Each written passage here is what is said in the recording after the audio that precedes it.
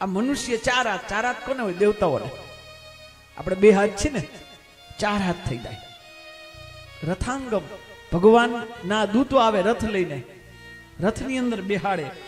પુનરપી ચાંગમ કરે રથાંગમ યમે વિહાંગમ. એની સામે તો યમરાજા નો જોયો. પછી એક વખત ગંગાજીમાં સ્નાન કર્યું. અને બીજી વાત એ પણ કહી દઉં, વ્યવહારિક છે. આપણે બધા માનીએ કે ગંગાજીમાં પાપ ધોવાય, વાત સાચી છે, એ બિલકુલ સાચી વાત, પણ અધૂરી છે, પૂરી નથી. આપણે અધૂરી ને પૂરી માની. ગંગાજીમાં સ્નાન કરવાથી પાપ ધોવાય ઈ સાચા, પણ કયા? પાછા પાપે અલગ અલગ હોય ને.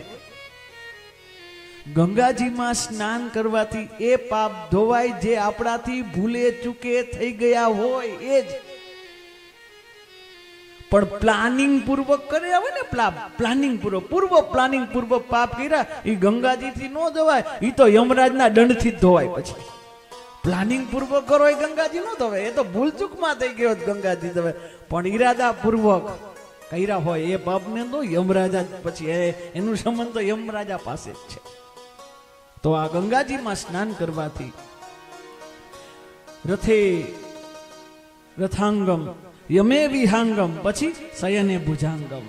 એ રથ ક્યાં જાય?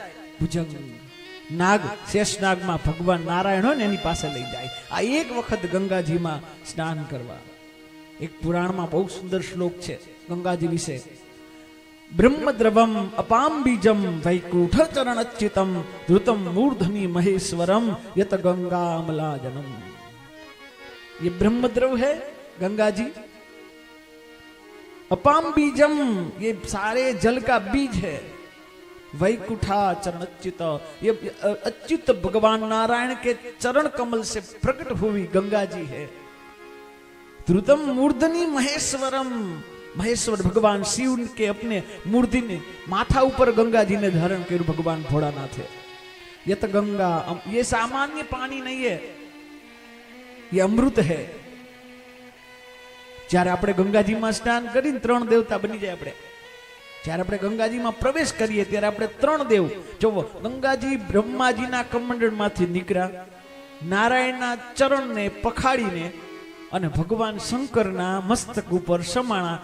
આપણે કળશ લઈને જાય ગંગાજીમાં, કળશ ભરી એટલે આપણે બ્રહ્માજી થઈ ગયા. આપણે પ્રવેશ કરીએ એટલે ચરણ છે આપણે ગંગાજીમાં, તો એ આપણે વિષ્ણુ થઈ ગયા. એટલે એ કળશ પછી આપણે ઉપર ચડાવીએ એટલે આપણે ભોળાનાથ થઈ ગયા. ગંગાજીમાં પ્રવેશ કરીએ ત્યારે જીવાત્મા બ્રહ્મા, વિષ્ણુ ને મહેશ બની જાય.